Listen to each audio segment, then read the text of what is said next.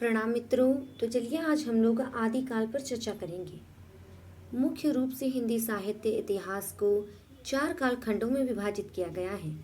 पहला आदिकाल, दूसरा भक्तिकाल, तीसरा रीतिकाल और चौथा है आधुनिक काल। अभी हम सर्वप्रथम आदिकाल के विषय में जानेंगे। आदिकाल का दूसरा नाम वीरगाथा काल है और इसे वीरगाथा काल नाम आचार्य रामचंद्र शुक्ल जी ने दिया है। वैसे तो बहुत सारे साहित्य इतिहास लेखकों ने हिंदी साहित्य के इतिहास को लिखा है, परंतु सबसे ज़्यादा प्रभावशाली और सबसे अच्छा जो हिंदी साहित्य का इतिहास है वह आचार्य रामचंद्र शुक्ल जी का माना जाता है।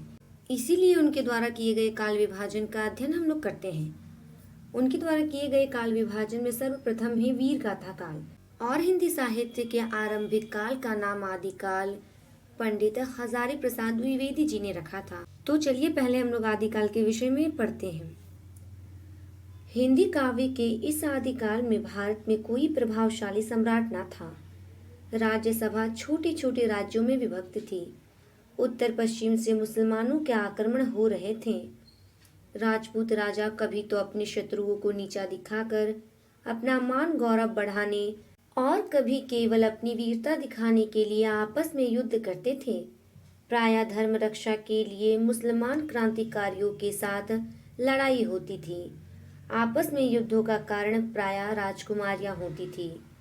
किसी राजा की कन्या की सुंदरता का संदेश पाकर उस पर चढ़ाई कर दी जाती थी और उसका बलपूर्वक अपहरण कर लिया जाता था। ऐसा करना वीरता समझी जाती थी। अर्थात जैसी पृष्ठभूमि आदिकाल को मिली थी, यानी कि आदिकाल के साहित्य को मिली थी, उस समय अत्यधिक मात्रा में युद्ध हुआ करते थे। जैसे कि हमारे भारत में बाह्य आक्रमण भी बहुत ज़्यादा हुआ करते थे और उसी के साथ साथ हमारे देश के अंदर के जितने भी राजा रजवाड़े थे वे आपस में कई बार कई कारणों से युद्ध किया करते थे। कभी कभी वे लोग साम्राज्य विस्तार के लिए युद्ध किया करते थे, तो कभी केवल अपनी वीरता प्रदर्शित करने के लिए ही युद्ध कर लिया करते थे।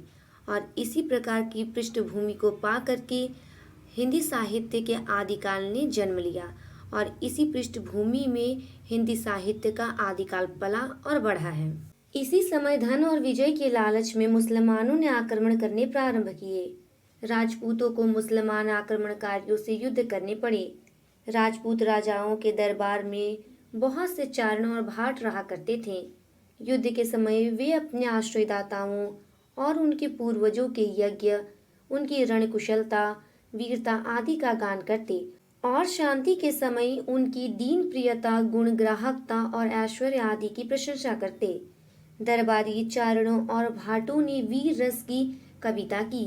इस साहित्य में गौण रूप से श्रृंगार रस का भी थोड़ा मिश्रण रहता था, परंतु प्रधानता वीर रस की ही रहती थी। वीर रस की प्रधानता के कारण ही यह काल वीर गाथा काल कहलाया है। अर्थात जिस समय बाहरी आक्रमणकारियों द्वारा हमारे भारत में युद्ध हो रहा था, यानी कि मुसलमानों द्वारा हमारे भारत में युद्ध हो रहा था, तब यहाँ के जितने भी राजा रजवाड़े राजपूत थे वे लोग मुसलमानों से युद्ध किया करते थे।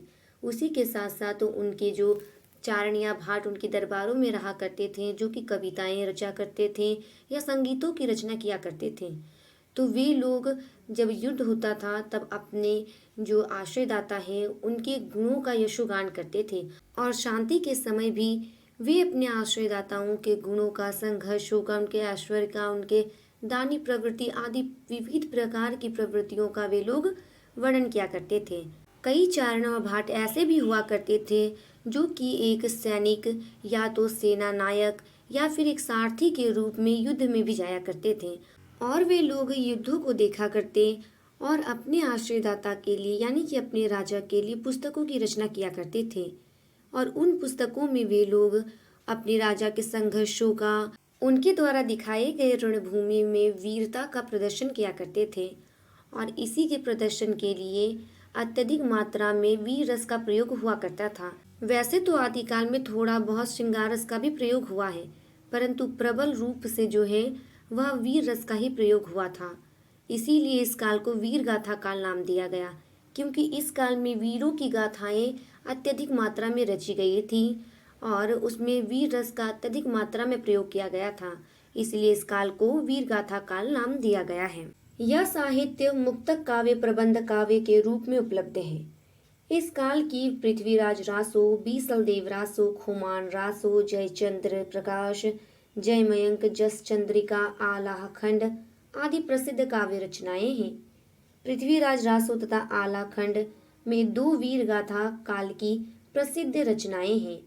पृथ्वीराज रासो हिंदी का प्रथम महाकाव्य है। इसमें महाराज पृथ्वीराज का वर्णन है।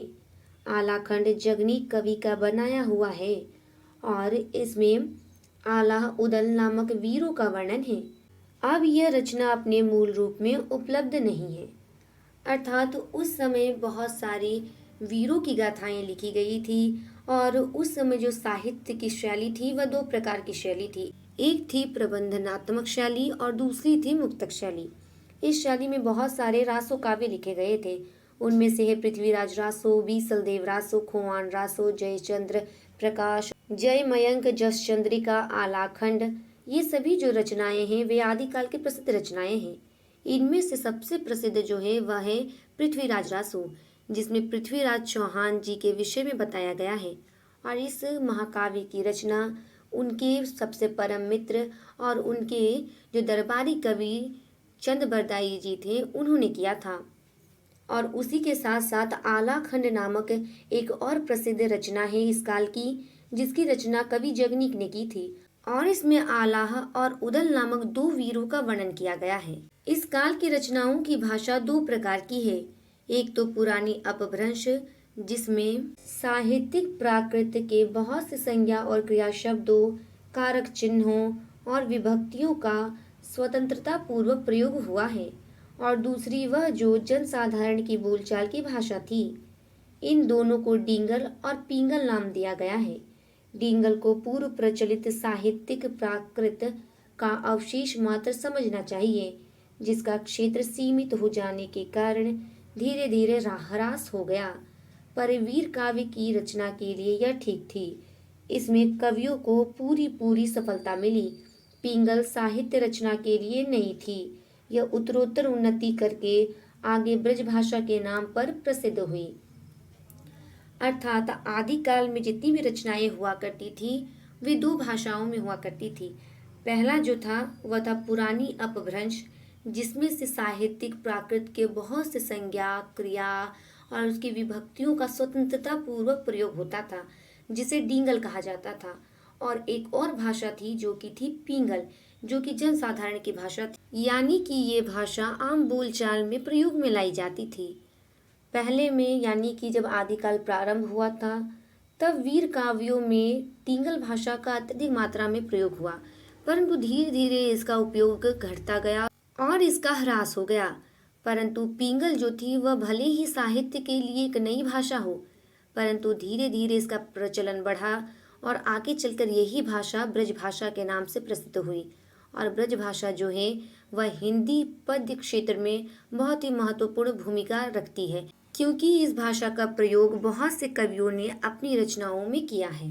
इस काल के कवियों को वीर रस की रचना के उपयुक्त छंदों का चुनाव करना पड़ा। उन्होंने दोहा, कविता, छपय, मंदाक्रांता, शार्दूल, विक्रीडित, भुजंग, प्रयात, दोटक, तोमर, मुक्तादास आदि ऐसे छंद चुने जिनमें वीर रस का पूर्ण प्रवाह है। अलंकारों में अतिशयोक्ति, रूपक, उत्प्रेक्षा का प्रयोग कवियों ने खूब किया है। इस काल के कवियों ने अपने आश्रयदाता राजाओं को प्रसन्न करने के लिए उनकी कीर्ति और गुणों का गान अभिरंजित रूप से किया, जिसके फलस्वरूप उनके स्वामी तो प्रसन्न रहे, कविता का क्षेत्र संकुचित हो गया। रासों में शांत रस को छोड़कर प्रायः शेष सभी रसों के उदाहरण इस काल की रचनाओं में मिलते हैं। अद्भुत रस सेना और शक्ति के वर्णन में, वीर, रौद्र और विभत्स शुद्ध वर्णन में, करुण रस युद्ध के पश्चात तथा श्रृंगार और हास्य रस दरबारी कार्यकलाप एवं मनोरंजन में मिलते हैं। अर्थात इस काल में भाषा के अनुरूप ही छंदों का चयन किया गया और उसी के साथ साथ अलंकारों का भी चयन किया गया और रस का भी चयन किया गया, यानी कि ये सारे छंद, ये सारे अलंकार और ये सारे रसों का प्रयोग आदिकाल में हुआ है। इस काल की कृतियां अपने मूल रूप में न मिल सकने के कारण उनका मूल्यांकन करना कठिन है। परंतु इस समय का साहित्य कई दृष्टियों से विशेष महत्व का है। कवियों ने युद्धों का आंखों देखा वर्णन अपनी रचनाओं में किया है, जिससे उनमें ओज और सजीवता आ गई है।